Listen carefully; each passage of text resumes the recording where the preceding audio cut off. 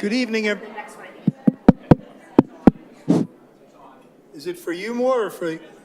Oh, okay. All right. What's that? Oh, yeah. We'll take. I'm so sorry.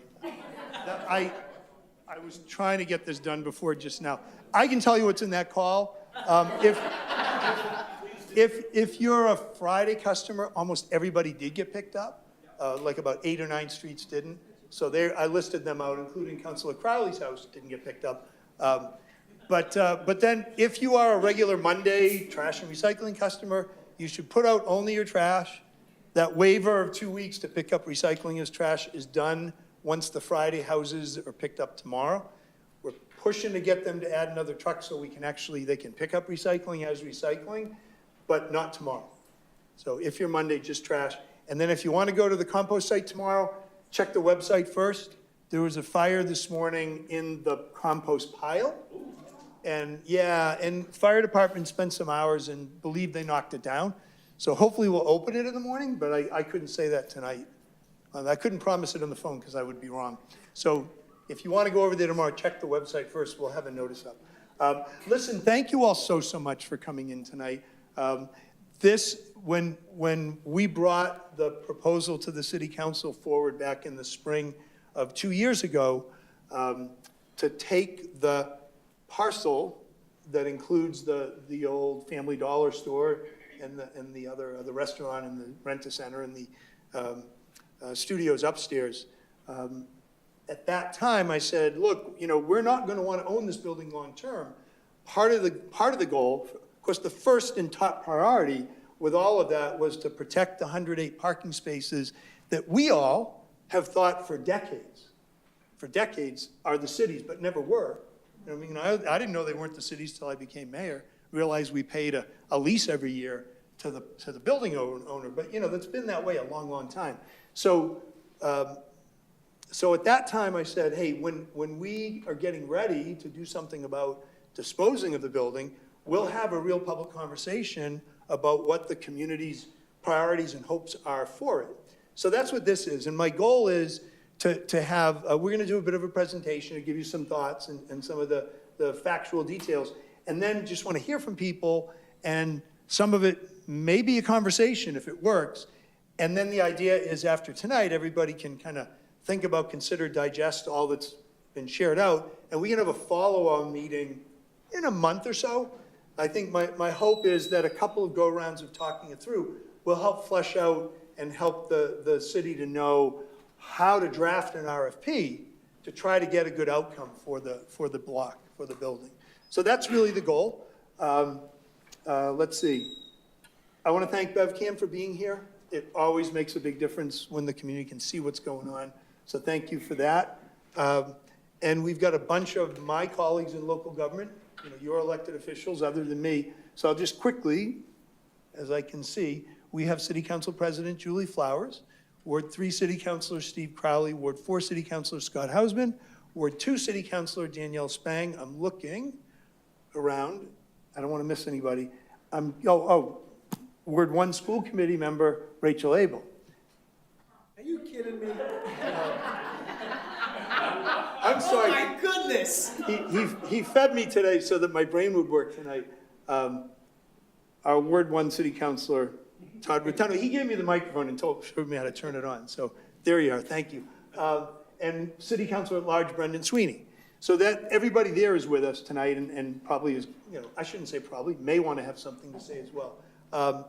So let me give you a bit of context, and then I'm going to ask our assistant planner over here, Ken Clausen, can share some of the planning side details. So we brought this forward, and Darlene, our city planner, maybe Darlene's going to do the talking. I don't know. I'm looking at him sitting up there. So yes, several years ago, developer Leggett McCall, in working with the Dana family that used to own the Family Dollar building in lot, they came to us and said they wanted to build an apartment building. And on the one hand, that's the zoning in our downtown is a first floor retail commercial up above housing. And that's really what's made downtowns thrive for hundreds and hundreds of years, right? So, but the problem was when they came forward with that, they wanted to take all the parking and dedicate it to the apartments they wanted to build. And so we said, okay, you know, this is how it's zoned. You want to start looking at this, we'll listen to you, but we have to find a way to save the parking. Now, they were honorable and they tried to work with us and we tried to work with them. And we spent a couple of years on that. We worked with trying to find out how to recreate parking, or should I say add parking on the site so that their needs could be met and the city's needs could be met. And what it came down to at the end of that process, and we worked with state agencies, we worked with mass development on trying to figure out how to do a P3, a private-public partnership. Every which way we looked at it, there were going to be fewer spaces available for the city to own in working with them. We would have to recreate spaces either underground, which is the most expensive way, or by building a second-story podium, second-story parking above the surface parking. And the only way that worked for them was to ask us for a variance from our 55-foot zoning to go higher, which we weren't willing to even bring forward. So we spent a good amount of time trying to figure out how to do it together. And it came down to the reality that we couldn't protect the downtown's commercial and residential parking needs so that we could thrive as a community in our downtown going forward.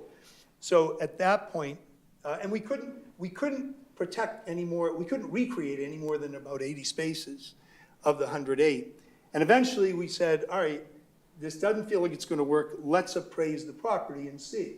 And the appraised value was about or even a little bit less, but in the neighborhood of what we would have paid to try to recreate spaces and have 28 or so fewer. And so we spoke with the would-be developer, and they agreed to what's known as a friendly taking. We had an appraisal that said that the property's worth $7.1 million. We agreed on a friendly taking at $7.35 million, about a 250,000 variance.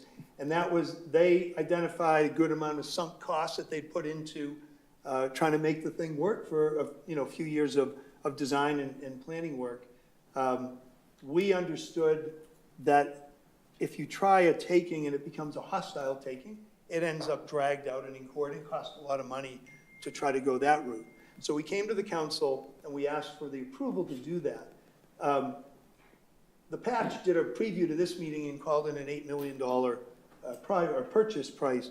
It wasn't that, it was an $8 million ask of the city council as a loan approval. We actually spent $7.399 million. It was a 7.35 and then just about 50,000 in additional cost to get to closing. So that's what the parcel has cost the city.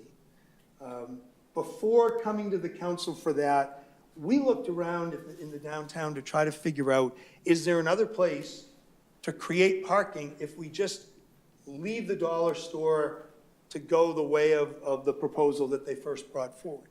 You know, maybe we shouldn't try to step in here and ask the council and the community to really pay for this. We looked at multiple other sites in the downtown and nothing was going to work financially as well as, any better than or as well as what we were bringing forward. So that's where we landed with all that. Always the first priority and first value is to protect the parking long-term, so it'll always be in the city's inventory to support our downtown. Second, we thought that it might be a good opportunity if and when this property gets renovated. And I say if because right now we've been moving the process forward and expect to come to the city council late this calendar year for a request for a project budget for this building. This building has not really been renovated other than some kind of visual, lesser expensive, but for the most part, a real renovation since 1935. It's a separate issue, but we tied it together in our conversation saying, look, if we can go over there, when we're renovating this, that would be a good thing. That won't work because as we dug into it, we found that there would be conservatively, so meaning at least, a $1.8 million price tag to ready that building for our city hall needs for a year and a half-ish, right? And so that was just too much money up front. We can do better based on per square foot commercial tax rates, either hopefully in the downtown, or if need be, somewhere outside of the downtown when this gets renovated. I said if when because the city council needs to approve the project for it to move forward. And then the other piece to this, as I said, was we always planned to sell it because it's been a priority for, I think, everybody to see that building come back to life, that site come back to life. And the good thing about us not trying to go in there for City Hall's needs is we're able to do this process now. And it'll be sooner that something can bring that whole site back to life. It'll be sooner that there'll be retail on that ground floor that the downtown really needs. It'll be sooner that it'll be back on the tax rolls as well. So those are some of the chronology, some of the thinking that's gone on. Why don't I turn it to Darlene, and she's gonna share some of the details about the zoning. Really, kind of cover the zoning. And then from there, after that's done, we'll turn it to you folks for sharing thoughts and asking questions, et cetera. Okay? Hello, good evening. Darlene Wynn, I'm the planning director. Just a couple details about the building, historically called the Rogers Building, colloquially called the Family Dollar Building, or the Rent-A-Center Building, and also housed the former Bonefish Harry's. It was built in 1899. There was a fire. It was originally a 4-story building. There was a fire in 1933, and when they renovated it, they removed the top 2 floors. So just a couple, it's a 1.23 acre lot. We're talking also, I want to be clear, we're talking about just, you'll see it on the next slide, this parcel. There is a smaller parcel that was part of the purchase on Chapman Street. You'll see it on the next plan. But this is just for this building. So the current building area is about 35,000 gross square feet. The building depth varies, but it's quite deep, 90 to 125 feet. The width is the frontage you see there, 115 feet. It is currently 33 feet, not including the columns that poke above the top of the building, and 2 stories. It is located in the Beverly Center Historic District, which is a National Register district. And you can go to the next slide. So as you can see, if you can see the red outline between Cabot, Federal, and Abbott, that's the outline of the Family Dollar Plus building lot. So that whole lot, including the parking behind. And then across Chapman Street, there's another lot that is also part of what the city purchased. We're not really talking about that lot because I think our intention is to keep that as parking, at least for right now. So we're really talking about most of the lot between Chapman, Federal, Cabot, and Abbott Street. So it is in our CC2 Central Business Cabot Street District. It's a new district that, if you remember, in 2023, we made some, if you were around, we did some zoning changes, and we separated the CC into the CC and the CC2 to reflect some sentiment that Cabot Street and Rantoul Street have slightly different identities. And so the main change is that the Cabot Street, these buildings have a height of 45 feet maximum. We reduced the height from 55 feet to 45 feet, while on Rantoul Street, which is the regular CC, buildings can still be 55 feet. And that's, I would say, there's a lot more nuance in there.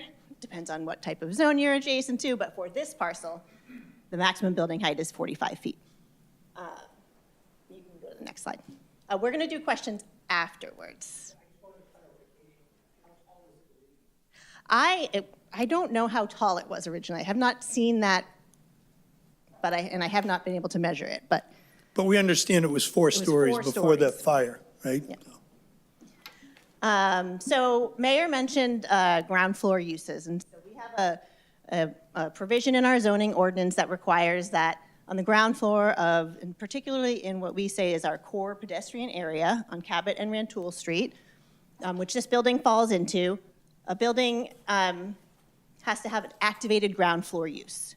Primarily, the assumption is that it's mostly commercial uses. We do allow for up to 25% of non-commercial uses like a residential lobby or a hotel lobby or private open space. But that's capped at 25% of the front of the building, the width of the building. The building itself has to take at least 80% of the lot. Now this building, well, the building on the previous slide takes 100% of its lot. But theoretically, you could use up to 20% of a lot to have like a circulation drive or pedestrian walkways or public open space. Let's see. So the minimum depth of a commercial use is 25 feet, unless it's a pre-existing building that has a smaller depth. The minimum floor height for the first floor is 12 feet. The notion for that is that, particularly with a commercial use, it's more desirable to have a slightly higher floor height, where a residential use might be more like 10 feet on the upper floors. And then finally, with our goal of this whole provision, our ordinance, is to encourage pedestrian activity and have buildings on the street front that are friendly to pedestrians to walk by and inviting and encourage activation. And so there's a transparency requirement for 70% of the front of the building between 2 and 10 feet. So those are just some of the design standards that would apply to a new building in this location, I would say, or a renovation of the existing facade. So there's a lot of uses. This is a summary of uses. We've left out some of the uses that are allowed in this district that may not be appropriate for this site, but particularly a mixed-use building with both commercial and residential, retail establishments, which could be a restaurant, a personal service establishment, anything that you see on Cabot Street right now. Personal consumer stuff, there they are, they're listed right there. Offices, banks, brewery, distillery, winery, as well as artist live work is also permitted. So if we're talking about a potential mixed-use building or adding residential uses to this site, these are the parking requirements for residential buildings. So for residential uses, you have to provide 1 bedroom for a studio or 1-bedroom unit, and two parking spaces. Did I say that right? 1 parking space for a 1-bedroom or a studio unit, and 2 parking spaces for a 2-bedroom or more. This section of the city is not in our downtown depot parking overlay district, which has reduced parking requirements. You generally are required to provide the residential parking on site, off-site in a privately owned lot within 500 feet, or by special permit from the planning board, off-site in a public parking lot. So that's a separate layer of approval that would be required. So the star is the building. The blue lots are all the public lots that are within 500 feet, just for context, which includes the lot on the subject property. Next slide. So parking requirements for commercial uses are far too complicated to list out on this site. Each type of commercial use has its own standard and dimension for number of parking spaces required, but generally for non-residential uses, again, you can provide your parking on site. You can provide it off-site in a privately owned lot within 500 feet. You can provide it off-site in a public parking facility without any special approval. And again, those are noted there. Or you can provide it on-street within the frontage. You can count the spaces within the frontage of your building. So it's a little bit easier, and a lot of times, especially with older buildings and the character of Cabot Street, we are assuming that somebody who's coming in with a commercial use, they're going to be able to find that parking within the existing parking lots that we already have downtown. And again, if you really want to dig into what the parking requirements are, Ken would love to talk to you about that later.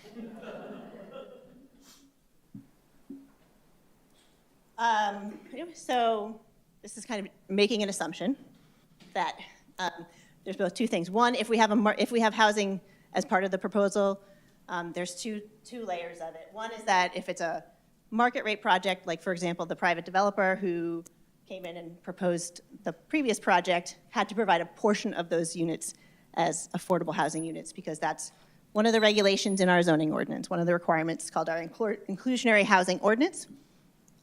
Today, although it was different then, you have to provide 12% of the units must be affordable to households earning 60% or less than area median income. I'll note that as of FY 2025, 60% is $99,240 for a family of 4. And if it's there's also the option that somebody could propose an all-affordable project. Those would have to have some level of state or federal financing, and those often require deeper levels of affordability in order to receive that funding, 50% or even 30%. So that's, if we were to have, there'll be some minimum requirement of affordable housing if there's housing as part of the proposal, and there could also be a greater level. Another thing that comes up a lot when we talk about affordable housing is, how does this serve the Beverly community? If we're building these new projects, are all the people moving in here from outside of Beverly? Generally, when we do affordable housing projects, or when we have affordable housing in our development projects, we go through a process with the state to get them approved so that they count on our subsidized housing inventory. Our number currently is we have 11.5% of our housing units are affordable and count on that inventory. The state we want to stay above 10%, getting into the weeds here, but generally, otherwise, that's our goal, is to stay above 10%. When we have those applications to the state, we also request that we have 70% local preference. And local preference means a person who is applying for an affordable housing unit through a lottery has either lives in Beverly, has a student in Beverly Public Schools or more students, or works in Beverly, including municipal employees. We have asked for that 70% in Anchor Point, Briscoe, McKay, Cabot Y, and even the smaller projects that just have 1 or 2, maybe at least 2 units. But we have asked for that in all of the affordable units that have been built recently, and we've gotten that. And so up to 70%, and a lot of times the applications, I think, came in for Anchor Point. It was 84% of the people who applied had a Beverly preference. So let's see, and that only applies at the initial occupancy during the lottery. I think that's it. This is David's. I'm going to try to take this. So Mayor mentioned an RFP. We have to put this project out for an RFP if we plan to sell the property, and invite bidders to come in and put together a proposal. What we're doing as part of this process are what are the factors that we want to consider? How do we measure and weigh the proposals? And so just explaining this in case it's a little small. So we realize we have a property for sale. We want to promote a public purpose. So we want to sell the property to promote that public purpose. As part of this conversation, we're identifying what those are. We establish a rating. We ensure a fair competition. It helps the people who are responding know what our priorities are as a community. And then it gives us, the reviewers, the opportunity to weigh and score against our priorities and say who's most responsive. And so this is an option, an example of if we were putting out an RFP for widgets, and how we would measure it and score with highly advantageous based on each criteria and each priority that we as a community feel is appropriate. I think that's. And also the terms responsive and responsible both have statutory definitions, Dave. They're legal definitions for those. It's not those aren't subjective terms. Yeah. That's the last one. That's it. Oh, that's it, okay. Okay, thanks. So, what we can do, if it flows easily enough, is if you've got something you want to share, say, ask, and you want to go to that microphone, that's probably the best way to start. And we can, some of it you may speak in the next person, or there may be more of a conversation based on what you say. So we can.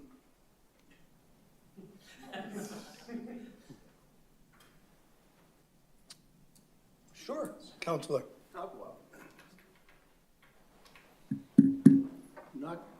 Not seeing on there, and just for my ignorance, would a hotel be something that could be considered there? Because I know that's a conversation that's Under the been... zone, it can be approved by special permit, not by right. Okay, so that's, just like I said, I didn't see it up there, and I know that's been discussed with business owners that would attract more tourism and make it a more thriving downtown. I'd say, I'm guessing there'll be some nodding if I say we all would like to see a hotel in town. Cabot Lodge is great. Wiley Inn's great. I think that we're hoping that eventually along the way, we're going to see something like a boutique hotel. Yes. Hi. I would love to put the idea out there of having an accessible grocery store or something that you can, similar to the dollar store owned by someone else. I think we need something accessible and walkable.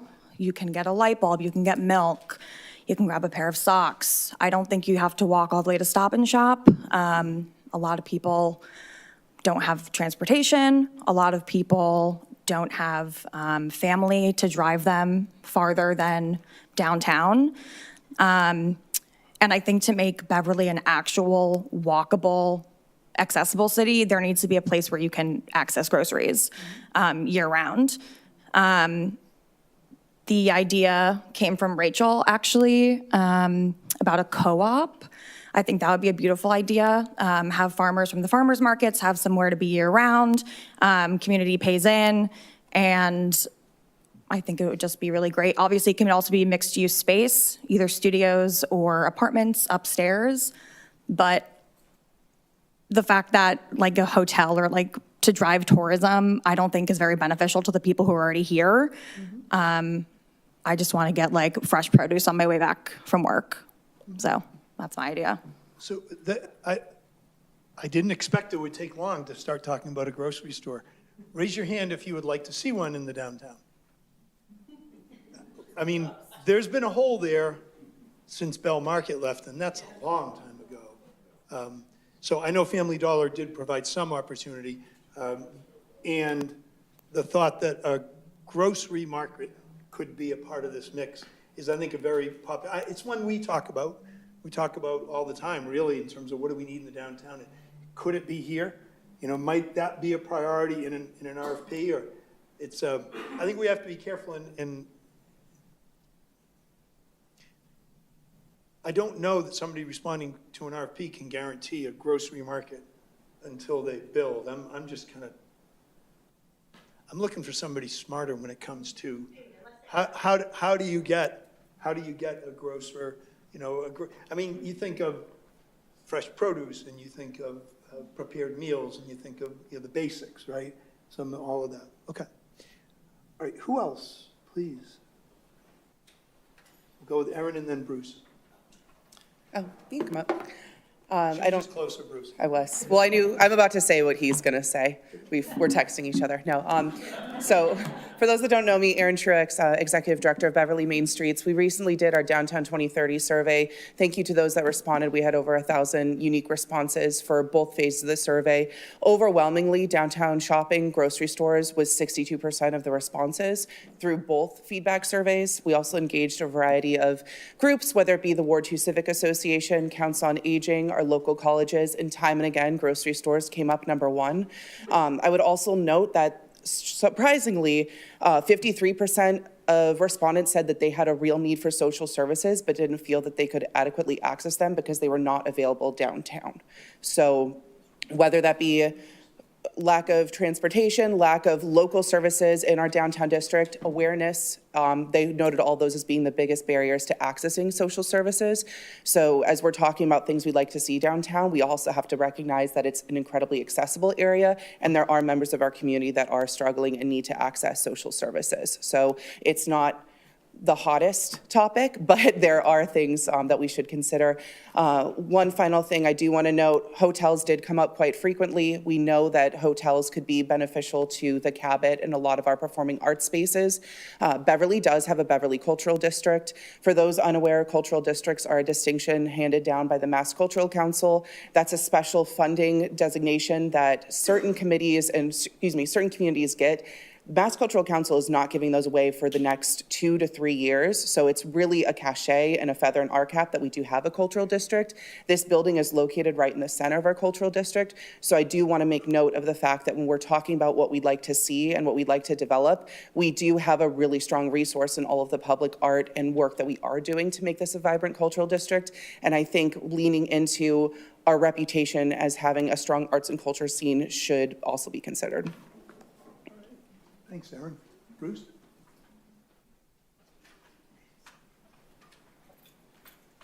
Can I, before you speak, Bruce, can I say that incredibly wonderful and talented display that you had seen in the storefront of the dollar store was Bruce's work?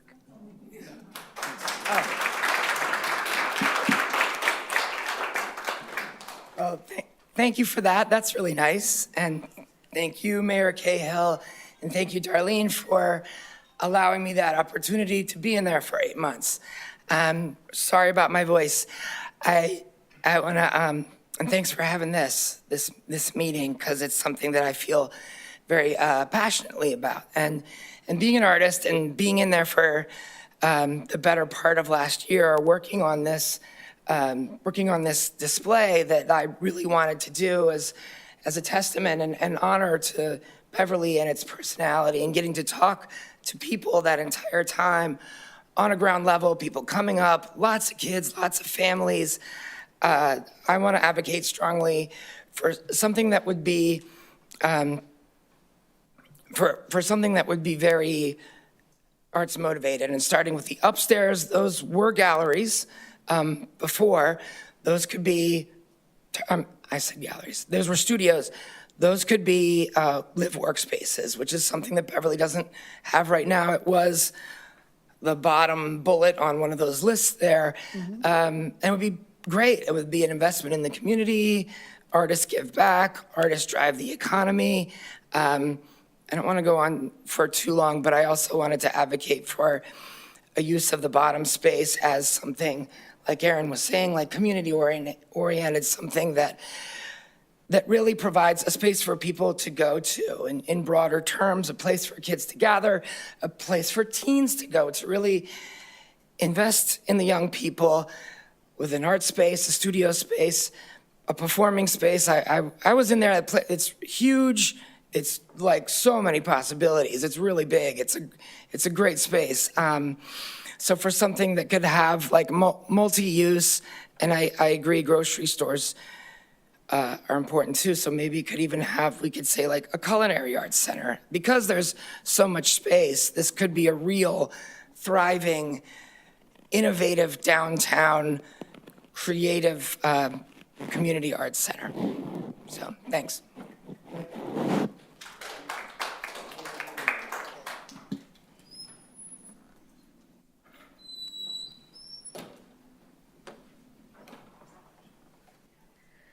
Hi there. For those of you who don't know me, I'm Hannah Kerman Martino, and I wear a bunch of hats. I live down the street, and I'm currently president of Ward 2 Civic Association, which is this area. I am a business owner, and I'm on the board of the Chamber of Commerce of Greater Beverly. I've been sitting on the Main Streets Committee for Downtown 2030. So the report that is coming out, and at the Cabot, we are doing the community conversation soon. So there's all that stuff that has been swirling through my head. And I'm also a member of Creative Collective. I'm not an artist per se, but creative adjacent. So I want to say that culture and arts and everything in that world is important, and that would separate us from Salem and Gloucester. So I think that has to be taken into consideration. The second thought is hotel. And the third thought is, I know Family Dollar is kind of a poisonous institution, but as someone who lives down Wallace Street, I could get toilet paper and medicine, very inexpensive, as opposed to getting my car and driving to Walmart, ordering on Amazon, or paying 3 times as much at CVS and Walgreens. So those are all my thoughts. Thank you. Thanks, Hannah. Paul?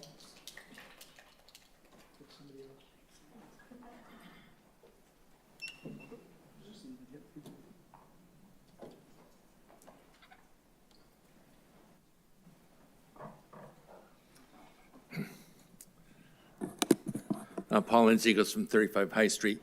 And I want to follow up on the comments from the good counselor from Ward 1. I'm here under orders from another occupant of my household who's attending the Police Advisory Committee meeting tonight. But Suzanne and I were driving down Hale Street this past Saturday evening late. And as we were coming onto the Endicott College area, 2 large Joseph buses were leaving Mistlewood. And we followed them all the way over to, guess where? The Waterfront Hotel in Salem. Because that was the only place because it looked like there was another wedding that was taking place at Tupper Hall that was using the Wiley Inn. Some of you know that my wife is involved with the carriage house and the weddings there. She routinely has to talk to people who have to find hotel spaces in Danvers, Peabody, or Gloucester. And that if any of us want to hold any type of public event, like a reception that wants to accommodate a couple hundred people, you have to go to Danvers, Peabody, or Gloucester. A city the size of Salem, the city the size of Beverly should have a public gathering place where people can also stay. So we'd like to put our 2 cents in for a hotel, and we understand a grocery store would be nice too. I think if we maybe not in the same location, but downtown, I think could benefit by both types of resources. Thank you, Paul. Please, as the speakers are switching up, I'll just say, one thing that's interesting, and I think is great about this conversation, is there's a lot we need and want in our downtown, and maybe some of what we're talking about will end up here, right? But, I mean, we could use a much bigger parcel if we're gonna do it. I think there's a lot that is worth looking at here and then see what comes of it. But thank you. Yes? Hi, Nate Lewis. I kind of wanted to go off of what Bruce was saying in terms of a community space. My wife and I moved from Somerville, and they turned storage units into Bow Market, which became a huge part of the community. It allowed, aspiring business owners to kind of take a chance on like a small space before taking out a larger spot for a new creative idea. It can allow kind of artistic, creative people to kind of just put their work out there and have a space without needing to invest in a larger spot on Cabot or Rantoul. A lot of the new retail spots are huge, and you have to have a significant amount of money. You can't really be creative with kind of your idea. You kind of have to cater to, I guess, like a more accessible idea. So I figured the Family Dollar building, it's huge. I feel like, I'm super on board with the idea of a grocery store, but, that could go into the Rent-A-Center spot. But I think the Family Dollar building, if it's a big risk, I think, for the community as well as whatever single business would go in there. I think breaking it up into smaller spots, little stalls for people to have, like their individual shop might be a great way to kind of bring the community together. You could have, as you said, like classes, a venue would be awesome. Not something as like official as, the Cabot or even off Cabot, but just something, some kind of small performance space in the downtown for, teens, local bands to play. So I just think that'd be a really awesome spot, and I think there's a lot of opportunity for some pretty cool, forward-thinking, community-centered spaces. So, thanks. I was just saying that there are a lot of great things that we can need and want, and then you just listed another half dozen. And that's great. Did I hear you, I think, talking about maybe some co-working space, some incubator space, some smaller space? Yeah, so opportunity. what Bill Martin has, or Great Barrington, Northampton. The reason for the spots where you walk in, there's a whole bunch of different smaller spaces. So I think it's a lot more flexible, and I think there's less of a risk of a place going in there and then closing within a couple of years. Hard to sell a spot as they do that to one business. Yeah, and that's interesting. Now, when Darlene was going through what we put in place 6-7 years ago, yeah, when we changed the ground floor, part of the reason there's a lot of backstory there. But when we changed that, we looked at how close you were on Ransoul Street to the depot. And it was so far out, it was one set of rules, and further away, a different set of rules and expectations. Same on Cabot, kind of this historical, I don't know if that's the right word for this context, but the, the historic downtown commercial district, in Cabot, and that this building's in the heart of that, would have a certain set of requirements, and then you get further away and a little bit less. So, but one of the things you saw in that slide that Darlene showed is the depth only needs to be 25 feet under that zoning. And that's because at the time we were looking, retail are not looking for such big spaces as retail used to look for, right? And as Darlene said, the depth of that building is 90 feet and more.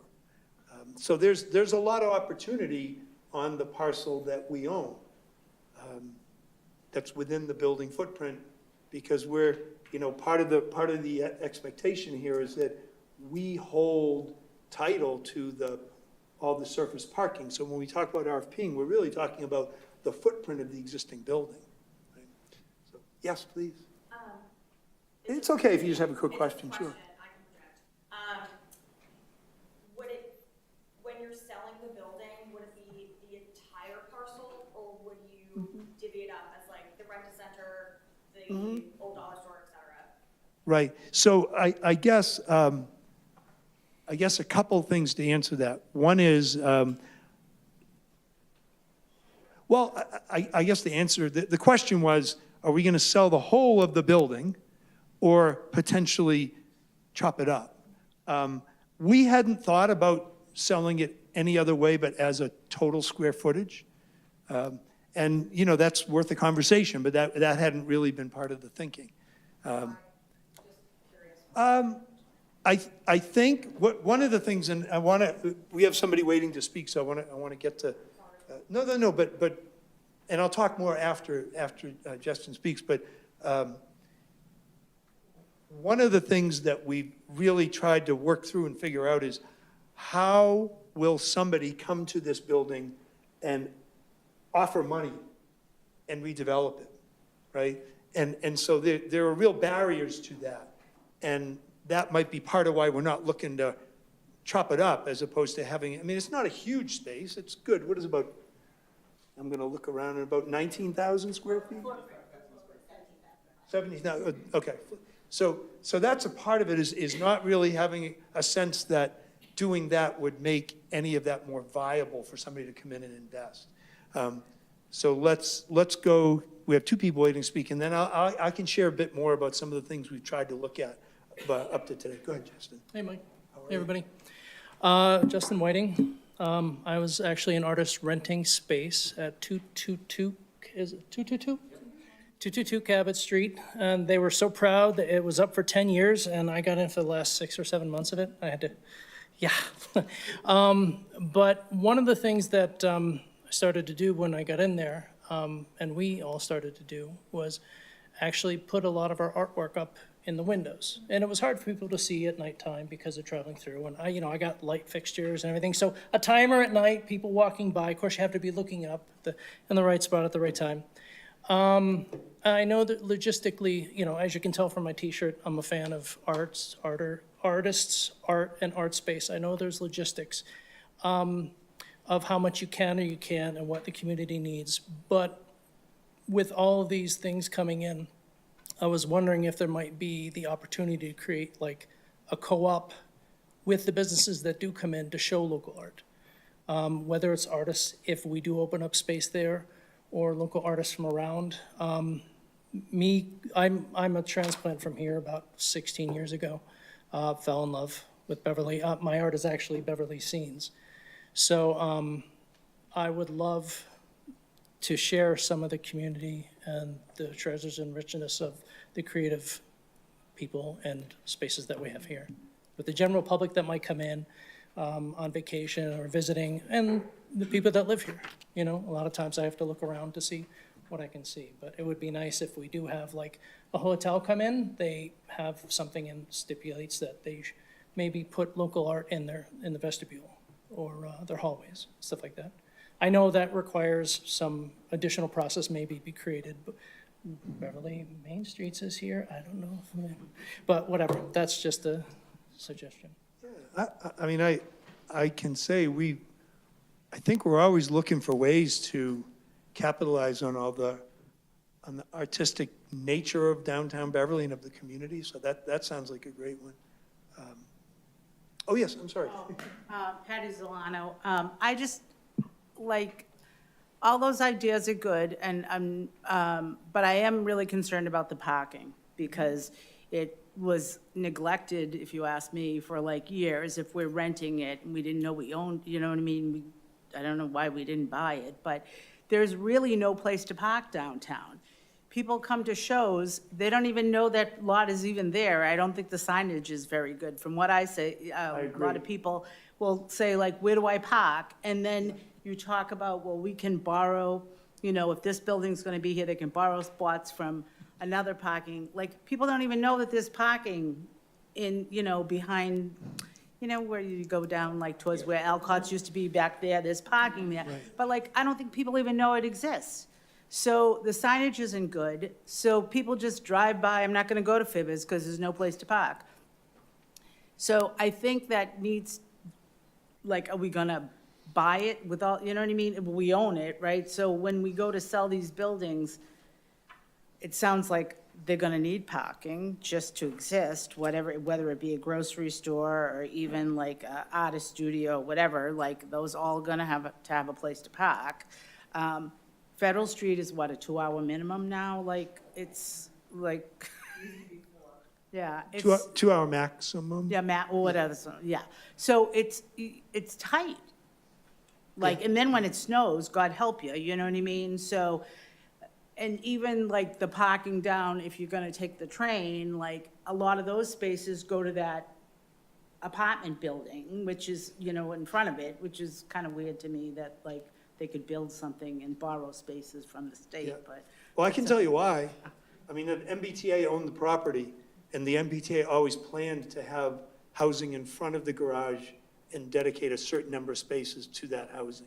That was always the MBTA's plan, you know, from before building the garage. But I understand what you're saying, because it ties up spaces that you may otherwise think are available for people taking the train. I understand what you're saying. And then I don't really see, like, if it's a 2-level now, I don't see somebody coming in, they want to make money, of course, they're going to go up. Like, that Right. just seems to be like what people are doing these days. You go up because you have to make profit in order to, you know, what you expend to fix the whole place. So, like, according to what you were talking about as far as, they can go up. It sounds like, what, 15 more feet? 45 feet. Oh, 44, all right, so what is that, 2 more? So that's what, 2 more levels? Maximum of 4 stories. Right, so then we talk about, oh, we're gonna have more housing. I mean, personally, I think, yes, I know that everybody says we need more housing in Beverly, but it's like everywhere, like, it just seems inundated. Public schools are like bursting at the But- seams. But they're not. So we can talk about that. They are, but. So Patty, I think what I'm hearing you say is you're very concerned about parking with what might come in there. You want to make sure whatever comes in, that the parking we bought stays ours, and 2, that whatever comes in, there's sufficient parking to support it and everything that's already going on. Right, and I think we need to like plan for the future too, because eventually the school that is the school right now, that's being rented. Is it gonna be the school forever? Oh, in the old St. Mary's School Yeah, building. I mean, so I think like when you talk about, like, and I'm not an expert at, like, I know they did Briscoe over, but is there not some arts thing there too? There is. I can give you a little bit of rundown of the old Briscoe in a minute, but go ahead and finish your thought, Oh, I please. was just thinking, like, and the grocery store is good, but like, then, like, I think a dollar store kind of place would be better than an actual grocery store, because we have a grocery store down the street. Yes, it is Stop and Shop, it's a little bit more of a walk, but, I think when you get the same of everything, like you know, we have a community center that's being built brand new down the street. So when people talk about a place for people to go hang out. Oh, the youth center. The youth center, that's gonna be brand spanking new, and that's like 2 blocks over. So I think we just, like, not to repeat ourselves over and over and keep it on. Okay, no, thank you, appreciate that. Let me just give a quick, since she asked about Briscoe. Now Beverly Village for Living in the Arts, what Briscoe was a process like this one. Actually, it was a little more formal because at the time we were looking at a number of different municipal buildings and needs. But what came of Briscoe was we wanted to prioritize, in that instance, preserving the building and renovating, not tearing it down. And we also wanted to prioritize permanently affordable senior housing, because we hadn't seen any of that built in Beverly in quite a long time. And then we wanted to prioritize the city retaining ownership to the field behind and the little park in front. And those were the priorities. And, I'm sorry, because it ended up with Artist Live Workspace and the theater being preserved. Those also were priorities. So it all came true. It was a fantastic outcome. It was a big, big win for all of us. 85 permanently affordable senior apartments. 8, is it, Artist Live Work? 6 Artist Live Workspaces, if you know Briscoe, in the old locker rooms and gym. And then the theater has been renovated. It looks beautiful. And the North Shore Music Theater is going to program it. So, yeah, that's exciting too. So, since you asked about that one, that's a great outcome. We're all happy with it and excited about it. Do you folks want to be next? Hi, I'm Vivian, 59 Park Street, but I also rented one of the studio spaces at 222 Cabbage Street with a few of my other artist friends a couple years ago. Again, also started renting right before it was kind of, right before it closed. I want to say that, like, it would, as a artist town and everything, we have a school for artists, we have many artists who live here and work here, and we present ourselves as an artist town. But we do have a lack of creative spaces for our artists and for the people who have graduated. And we did have that at one point at 202 Cabbage Street. It was very sad when it became unavailable for us and everything. But I want to kind of accentuate the fact that, like, you need these spaces in a town of artists, because you kind of, if you don't have creative spaces that are affordable and everything, you kind of lose out on having these artists in your town. They have to look for other places, which is unfortunate, being that, like, I bet a lot of these artists have, like, grown up here and have, like, gone to school here and have worked here. But also, it would be nice if we, I heard a few other people saying, like, a co-op. It would be cool to kind of, like, bring that inside with the co-op situation, like having a place where people are able to walk to get groceries and everything, but also like, still be able to, like, buy work from artists as well when you go into that market or so, and kind of, like, have a place where you can do fundraisers and galleries if you need to raise money, if that is part of the issue as well. But yeah, I would just like to say it would be really great to kind of focus on, you know, having creative spaces and also spaces for people to be able to walk to get, like, the things that they need and the things that they come to Beverly for. So.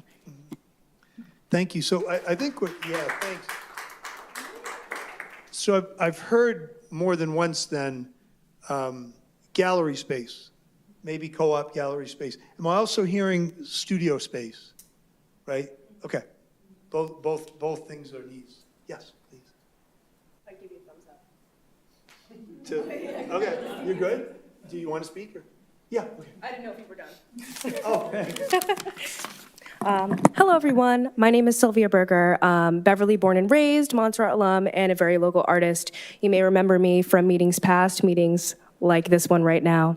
After a lot of meetings like this one, conversations with colleagues, endless email threads, letters written, and meetings with developers, an entire article in the Salem News.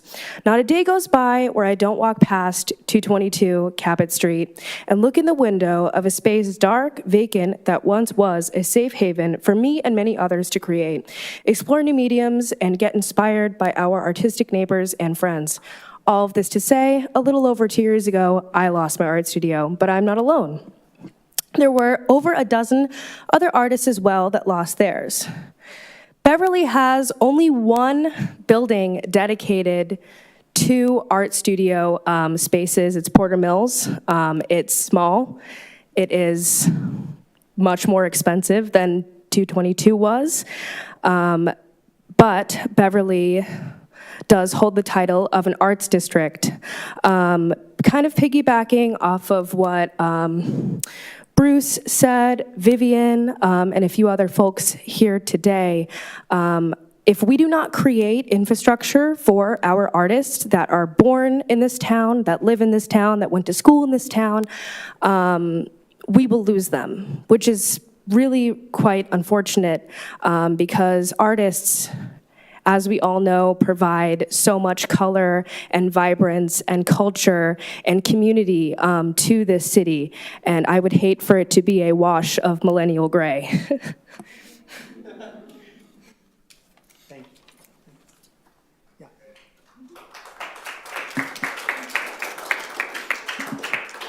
Hi, everyone. I'm Henry. I own Bonefish Harry's. So I'm the one business that got kicked out of their space and had to move. So a little bit, when it said it was the Family Dollar redistricting, I was like, I took a little offense to that because I owned a business there and I'm not a big corporation, you know. I had to move next door, and you guys have all seen the new location next door. But coming out of the pandemic, I had to spend $300,000 out of my own pocket to build that space. You know, so I see this, all of this, and I appreciate all of it. I support local art. I think we need more art space.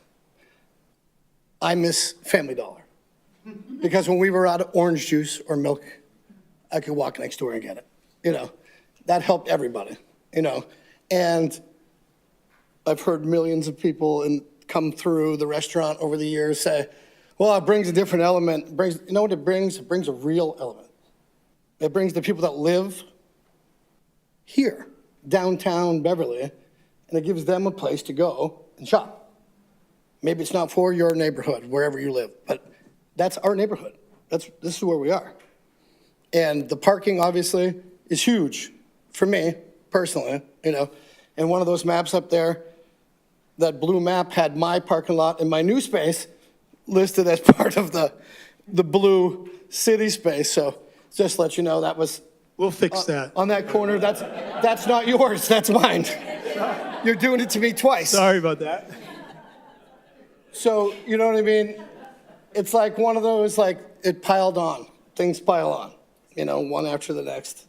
And I want everyone to know that I'm here for this community. Like, I've been here, I show up, Arts Fest, whatever we need to do, we do it. Anybody needs money to support it, we will support it. You know what I mean? We come out for you. We need foot traffic downtown. Has anybody seen it since the pandemic? It's sad. You know what I mean? Like, we used to be open for lunch. We can't be open for lunch. You know what I mean? You do 10, 12, 15, 20 people for lunch. You know, with the cost of labor and everything else, it's just not worth it. You know what I mean? Like, we can't afford to be open those extra hours when we could do that before. You know, for me, I moved to a bigger space, obviously. Rent's double. Everything's double. You know what I mean? So the sales have been there a little bit, but it's not the same. You know what I mean? It's hard to build that sense of community in a bigger space than I had in a little space. You know what I mean? The little space was fun, and I still think, we all sort of miss it. I miss it, John misses it, our staff misses it. We hear it from our regulars, and they miss it. You know what I mean? But we try to build, the hardest thing about moving is to build the same feeling. It's like moving a new house. You want to build that same feeling of your old house in the new house, but you want the new amenities, but you want to be able to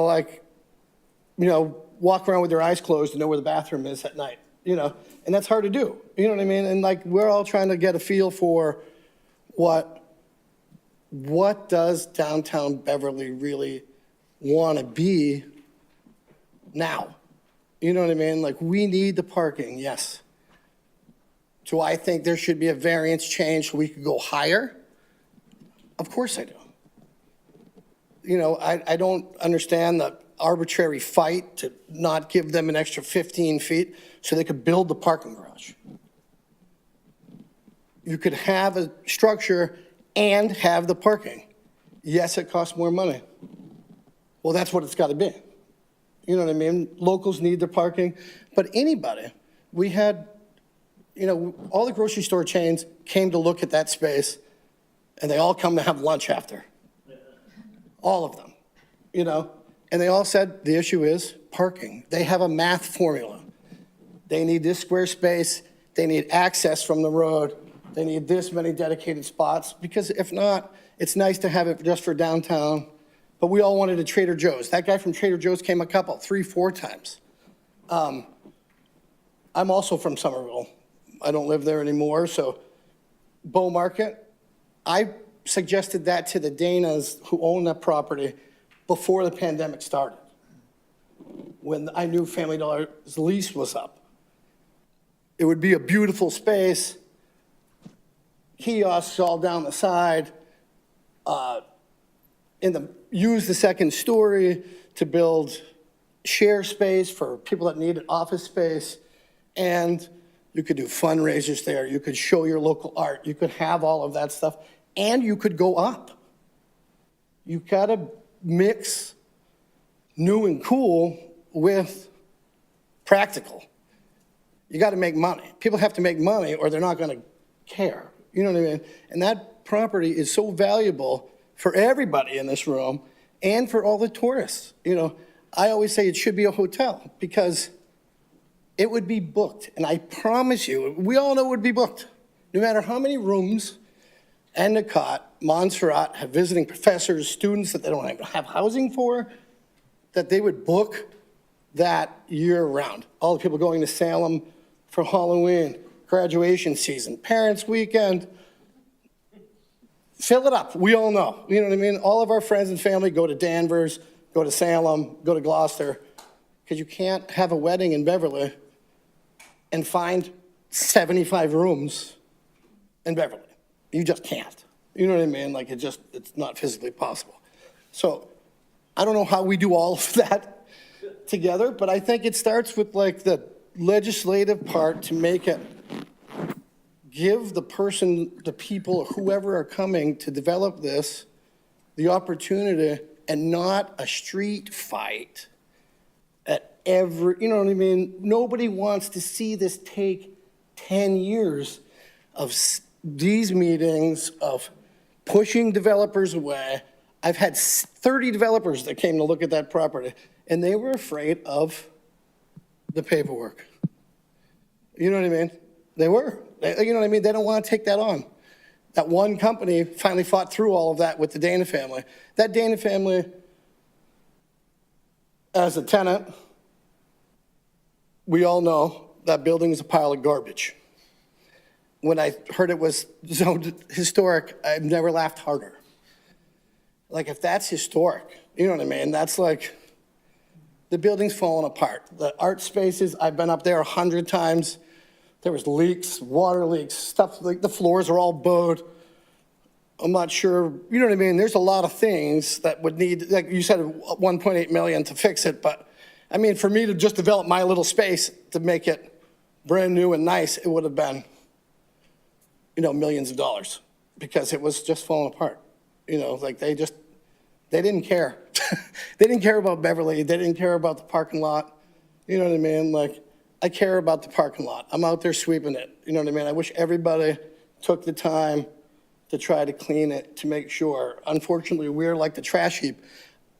I know everyone's going through the trash problem, but everyone comes downtown and empties their trash in that lot, in our trash can, and uses it as a public trash can. You know, so that's also part of the, you know what I mean? It's part of the community. It's where we go for snow, and we let anybody park in the back. I'm hoping that everybody can come to a resolution and find something that we can be creative and fun and get ahead of it and not chase our tails and see something go there that everybody can be proud of.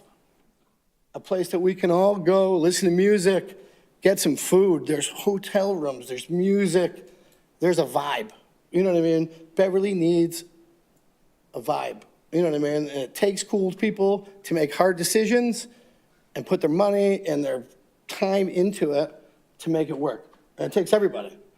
You know what I mean? It takes everybody pulling together, everybody kind of pushing each other. You know what I mean? Just looking for their own self-interest is not going to help us. You know? I'm just hoping we can all come together, find something fun and cool, and do it quick. Thanks. Thanks, I appreciate it. So just yeah, thanks. Just a time check. In my head, I thought 7 to 8:30, but then I thought that probably won't be long enough. So maybe 8:45-ish. We'll see how we do, but we have yet to run out of people who want to talk, so Paul? But Paul's up, so. Hi, everyone. Oh, you just got it over there. Yeah. Paul Gentili, 25 Rowell Ave, downtown business owner, and current president of Beverly Main Streets. I also am vice president in the Beverly Chamber of Commerce, so a lot of hats. So I come to you tonight, though, kind of from the Beverly Main Street side of things and the local business owner side of things. The Main Streets was founded, ironically, Main Streets was founded years ago when the Family Dollar moved in to downtown because there were people in the community at the time who didn't like that as a business in the downtown. So the organization was formed to make sure that the downtown wasn't taken over by businesses similar to the Family Dollar. And I think they did a pretty good job of that. But the irony here is that, right, that business was a lifeline to people that lived in the downtown. And then they moved out and everyone's like, we need a grocery store. It's like, well, you kind of had one and they left, but people want something different. So that's one side of it. The other side of it is the mantra of Beverly Main Streets is rooftops before retail, which speaks to making sure that people can live in the downtown before you try to have retail to support retail in the downtown. And what I think we're seeing now is even though there has been a lot of housing built within the downtown, the retail has kind of outpaced the amount and the buying power of the folks that live within the downtown. And that's a multifaceted problem that we don't have enough time for. So part of the reason our downtown businesses are kind of riding the razor's edge right now is there's not that foot traffic. There's not that like bulk of people moving about and spending money within our downtown, which is really unfortunate because I think if we don't kind of work toward a common goal of getting more people in the downtown, a lot of these businesses will start to shutter, which then now we're back on the loop again. So I support, and then speaking as a resident, I definitely would like to see a hotel within our downtown. I think it's something that's really needed. Is 222 Cabot in that lot the proper place for that? I don't know. And will someone come in to actually build it? I don't know. Are there other lots within the downtown that might support something like that? I definitely think there are. Especially if you go, if we start and reopen the conversation of the Bass River parcels along the Bass River, right near the train station, right? There's vacant things and more things, and people are probably going to sell. Like this is all happening. So it's interesting to hear that people want that, and then artist spaces, obviously, those I served beer before, when we were first starting, up on the 222 studios. They had an open gallery, and it was amazing, and it's a beautiful space. But to Henry's point, it's falling apart.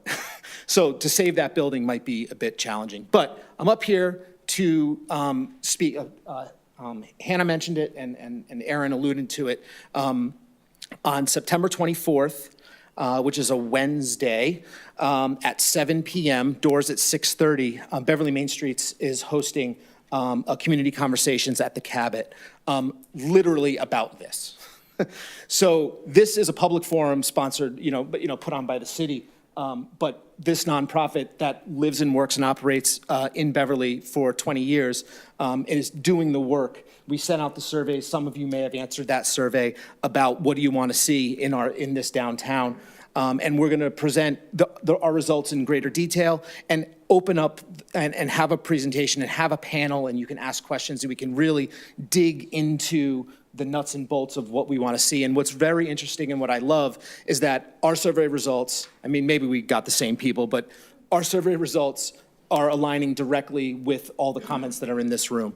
And that's really, really, that's a nice thing to hear, because we're like, are we on the right track here? So what we're gonna attempt to put it in a better package and kind of open it up even further to a bigger conversation within the community. So if you're all in this room now, you put aside time in your day to come here. If you have time in your day in the evening, September 24th, it's a Wednesday, doors at 6:30, and then presentation at 7 in the Cabot. It recently reopened, recently renovated, so you can get a look at that. But we can continue that conversation there as well as citizens, right, of this city.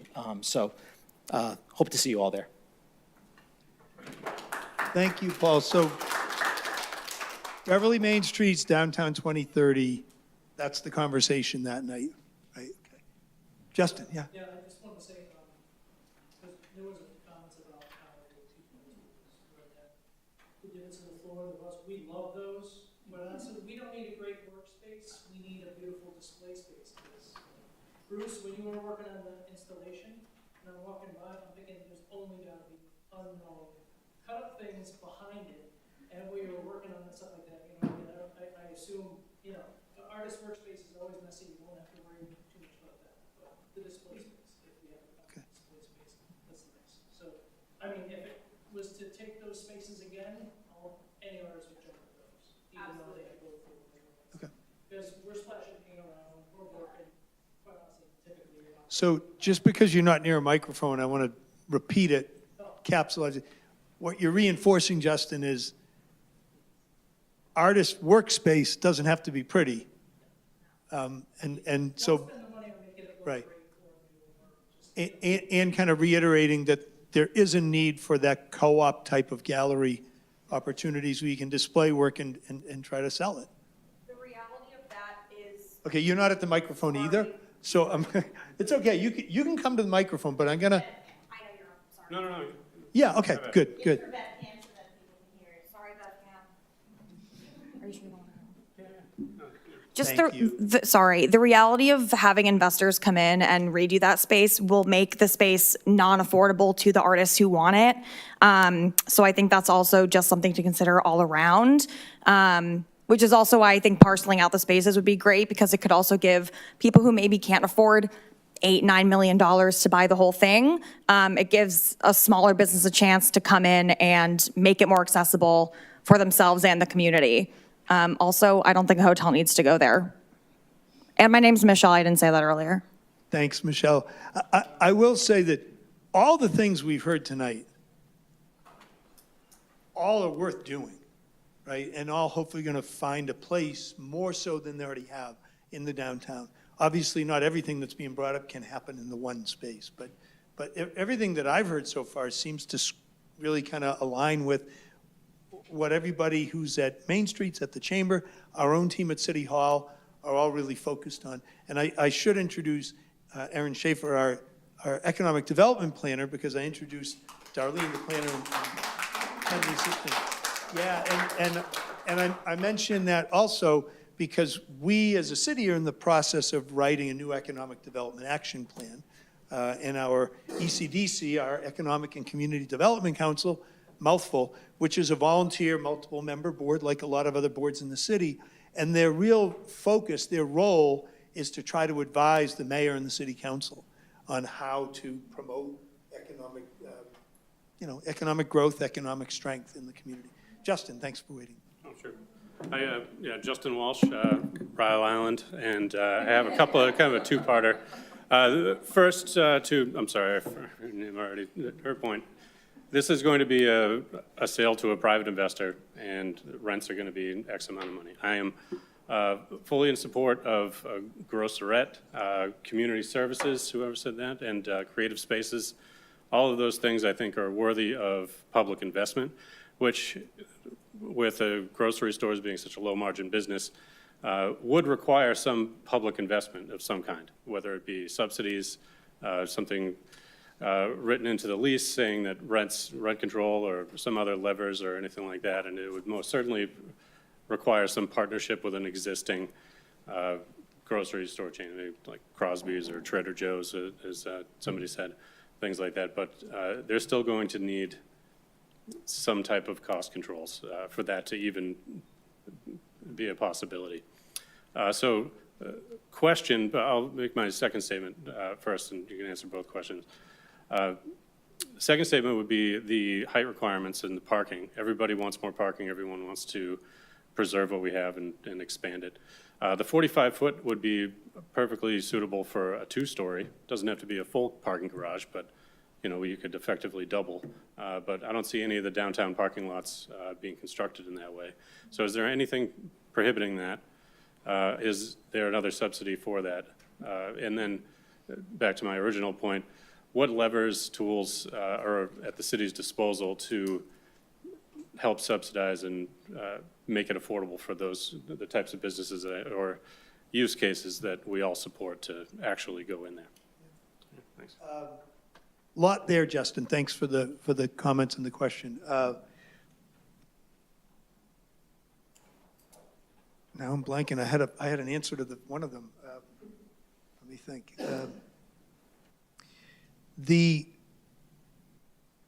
Oh my gosh, could you repeat the question? The first question? Yeah, public subsidies for the types of use cases that we want in there, and kind of rent controls or whatever else. And then second one was parking options, height variances and things like that. I mean, it doesn't have to be above 45 feet, but. Right. So, okay, thanks. So Beverly, as a community, has had little access for quite some time to funding that could support and kind of underpin certain investments. Now, we just found out yesterday that we, for the first time since the early 2000s, have been redesignated by the state as a mini entitlement community for community development block grant funds. Yeah. So now that doesn't mean overnight that we're going to get any big money, but Beverly did back in the 80s and 90s get real money for social services, for housing rehab, and a number of things that all kind of went away during the early 2000s when the administration in DC changed the structure and rules around community development block grant funding. So it's been a lot harder for us in the intervening years. So because you asked, is there something that we would have available to help subsidize or support certain things in their downtown? We may get back to that, with some amount of resources. The other way to go after it is other grants other than a federal community development block grant. But that's a good news for us, and it's really, we'll see where it goes. Height, let me, if I could, I keep wanting to share with you a few of the considerations that I want you to think about. So why don't I first ask Emma to speak, and then I'll do that. That make sense? My name is Emma Basso. I was born and raised here, own a house on Levitt Street, and taking classes at Montserrat. I'm a local artist. I think one of the reasons why we don't have as much foot traffic downtown is because we keep on getting rid of these spaces that are for people to congregate. Roller Palace, I know it wasn't downtown, but it was a place for people to gather. Bolo Mat, that restaurant, that whole space is empty and vacant. And I think arts, people gathering spaces is important. And I think third spaces are important. First spaces are your home. Second spaces are work. And so third spaces are places that you go to. And I think that's what we're missing, more of places that are about people and places where they can walk on streets, not where cars go, not parking. I know parking's important. But I go to these other communities and they have these places with string lights and little stores for people to go in and sell ice cream or whatever it may be. Even in Lowell, there was a whole place inside this old building, old mill building, and it was bakeries in there, like small bakeries or coffee shops and artists and places selling postcards and all these different spaces all together. So I've worked at local breweries and Porter Mills, and so like that's a very expensive place to be as an artist, but it is awesome to have a couch in a place and like a place to congregate and share ideas.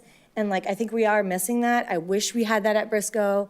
I wish I had, $20 million and I could have bought that and made that into a huge hub for artists in the community.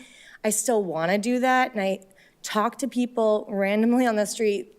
They just so happen to be artists and they want that too. Like everyone's thirsty for a place that we can be that isn't so expensive and not just about money, it's about community, having every person of every age too, like younger and older all together, and a place where teenagers can go and kind of not feel like they're being booted out or an annoyance, like a place like Europe has that where they have water fountains and everyone gathers around and they're up late and it's 10 and kids are running around still and it's fine because it's a culture and they're gonna pass out eventually anyway. But I kind of miss that. I lived in Italy for 2 years and I kind of miss that community space. Even like the local bar wasn't just a bar for drinking, it was a community space where there was focaccia and like everyone could hang out and you weren't loitering, you were just being together in a space. And like it kind of takes a village to raise children. And there's a lot of people with kids and they don't know where to go because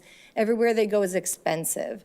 And so I don't know what is the right spot. I don't know if this is the right spot, but it's kind of like heartbreaking a little bit when there's these places that have opportunity to be something amazing. And I don't know if I need to be more a part of that in the main streets and historic Beverly, like that kind of thing. I think we have all these pieces and all these people that are thirsty for something in our community and it will bring people together. And I hope it's not just about money in the sense of being pay to play, pay to be there. And if not, then you're loitering. I want people to gather and share ideas and share that community feel and have a place for like a gallery, everything. And I don't know what's the right place. I have some ideas downtown where that could be too, besides this one. But I know the need, the grocery store, I feel that too. I'd love to walk downtown and have that. Having a garage probably would be good in the back. I don't know the logistics of that, but I think people appreciate the gathering spaces. And so I know we're in need of that. And having a year-round, like farmer's market type feel, have a place where people could, local crafters, makers could sell things. Salem really like does that for them. And I want Beverly to be better about that and like support people. So I don't know what the solution is. I think I need to think on it more. I'm happy that they're doing the Cabot discussion. I'll be there. I'll ask people to go because I think it's a great thing. But yeah, I think there's a lot of people that want to be involved, and I just want to push that thought. So, thank you.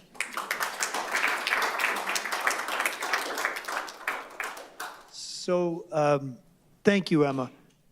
Gathering spaces, community, I I think it's all consistent with where everybody wants to be, right? And so I heard you say maybe you'll volunteer at Main Streets, be careful, because Erin and Becky will grab you, but you can also please, talk with Erin and talk with our team that's working on the Economic Development Action Plan. So thanks. Steve? Yeah, so I think one thing that's come up in this discussion tonight and then throughout discussions on that space a lot before is just housing in general and affordable housing. So going beyond just, there's one avenue of the private sale and then we can use the 10%. But there's also, is there conversations yet with our nonprofit partners or to use Beverly Housing Authority to make that true public housing? I can share a couple of things that we've looked at to try to see what might be viable and doable there.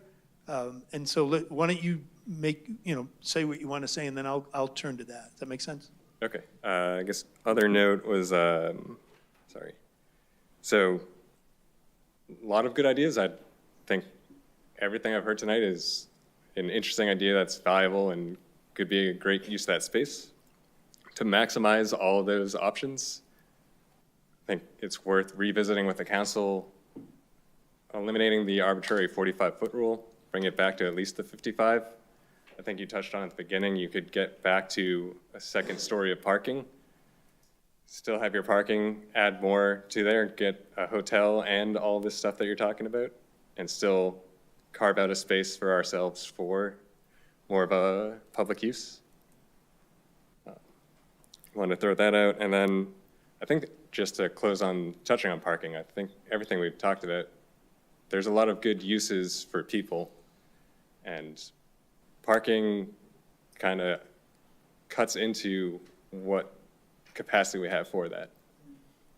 And I think when you go to that lot, most nights and most days, it's underutilized. I get Fridays and Saturday nights when there's a show at the Cabot, or it's a nice night and people are out to dinner, it's busy. If there's a snow ban, it's busy. But you can plan around those two. And less than a mile away, there's 2 parking garages at the Cumming Center that are not utilized during those 2 times. There's avenues to get creative and figure out how to maximize downtown usable space and get people there in other ways. You were gonna touch on the housing though? Thank you, Steve. So yeah, let me share a couple things. One, we've heard some comments about parking, a lot about parking in parking garage and park. So let me just say, the parking that we have in the heart of Cabot Street downtown, we find from all the utilization studies that there is enough. People want to park at the front door of where they're going.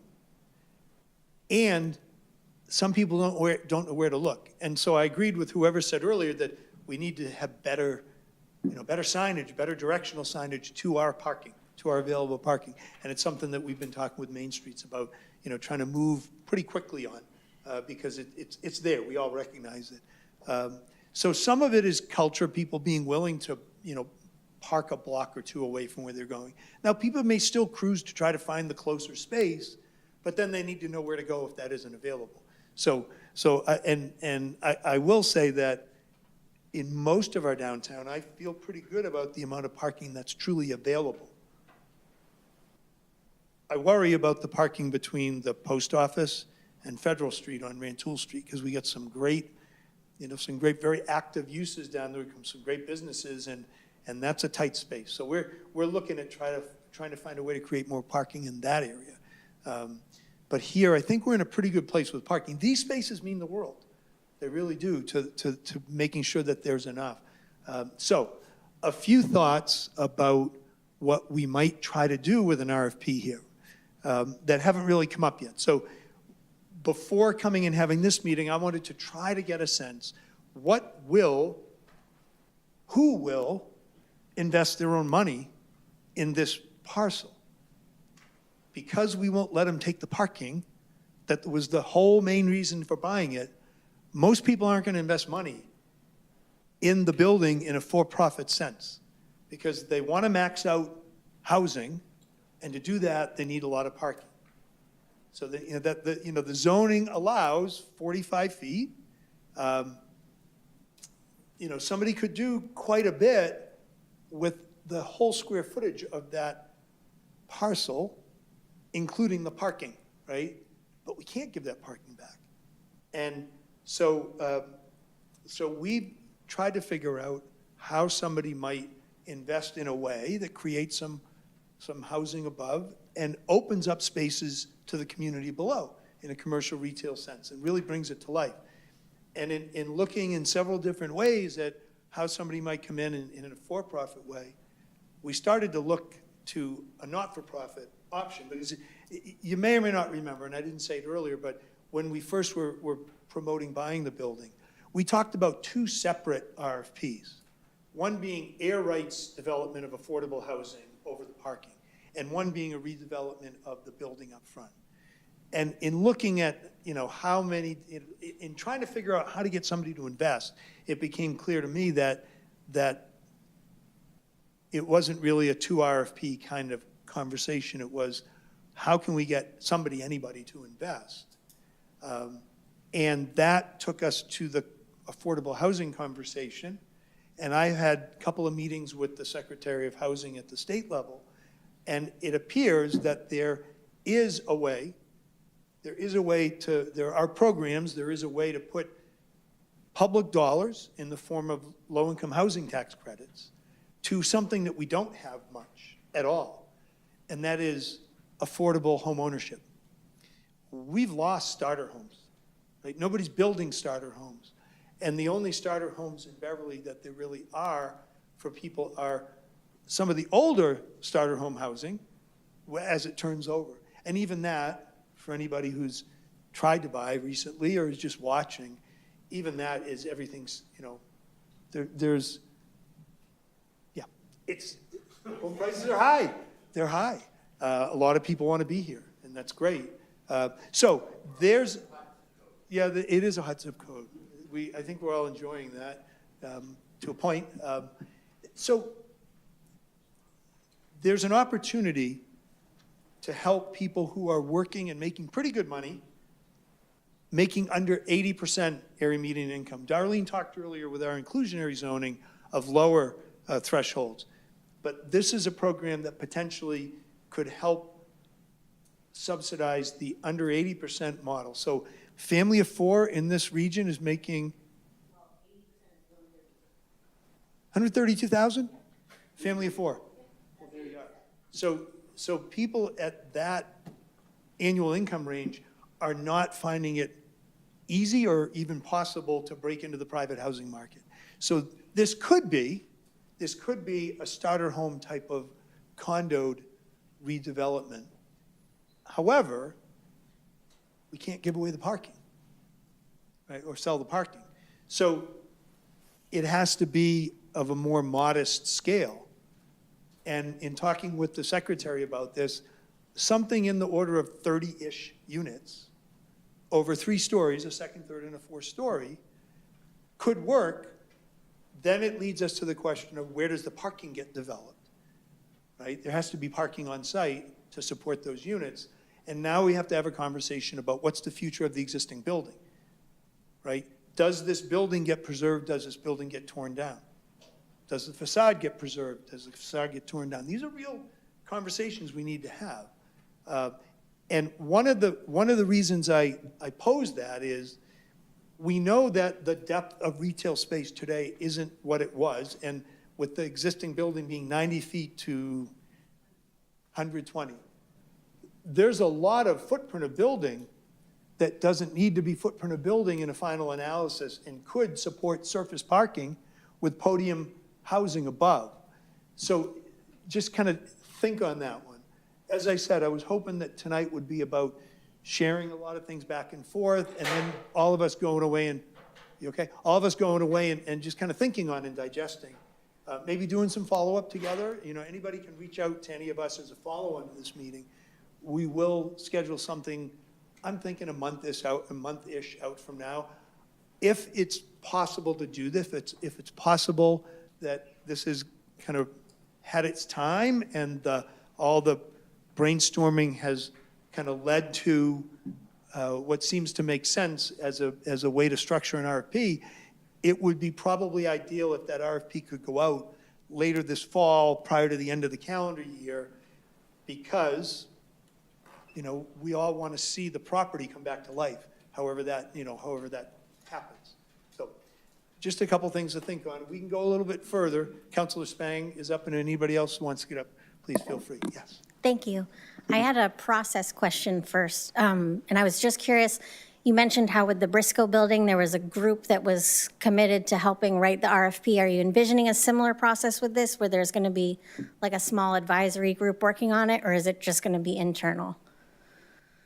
How do you want it to be? I mean, we will take help on writing the RFP. I think having this kind of conversation and identifying what, my one fear is we put an RFP together that makes us feel good about what we want, but nobody responds. Yep. Because it's not really economically viable. Yep. And then we've lost time and we start over. I mean, that wouldn't be the end of the world, but it would cost time. Back to your question, I'm happy to have the RFP process have some vetting and some public conversation about it. We're trying to, this may not ultimately be a by consensus RFP, right? I mean, it would be great. I think Briscoe was a little bit easy. Well, we made a decision that sale price was not the top of the list. That preserving Briscoe, that creating permanently affordable senior housing, that doing something constructive, positive with artists live work and with the auditorium, they all were kind of prioritized above a sale price. So it may be that there's a similar dynamic at play here. So at any rate, the answer is yes, and then let's talk about how. That'd be great. And then I think one thing that I'm hearing is that there's a lot of different opinions, but everybody cares greatly about how this building is used in the future. And I think one thing that could be a missed opportunity is if the whole building gets sold as one thing, then the community has its voice a little bit in the priorities set forth in the RFP, but then moving forward, we lose our voice in that process as a community. So if there's a way to, as someone mentioned, either parcel off one section that the public could retain ownership for, or have some kind of community land trust owning a portion of the building, whether it's to help promote artist live workspace or other community uses in there.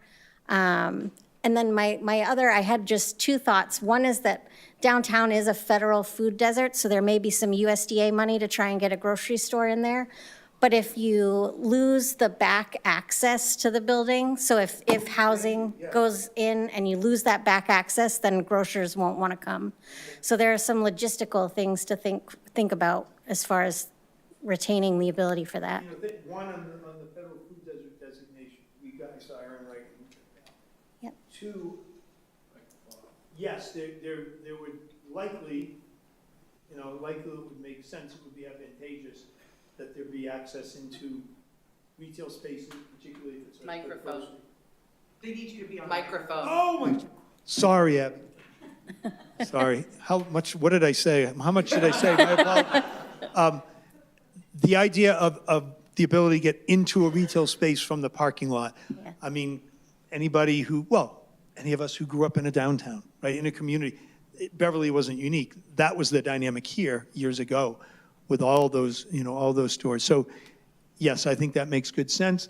You did hear Darlene say that potentially there could be a walkway within a building, a walkway that is the building, it could be that a storefront isn't continuous either, right? So anyway, yeah, it's a great point. That's it. Thank you. Thanks.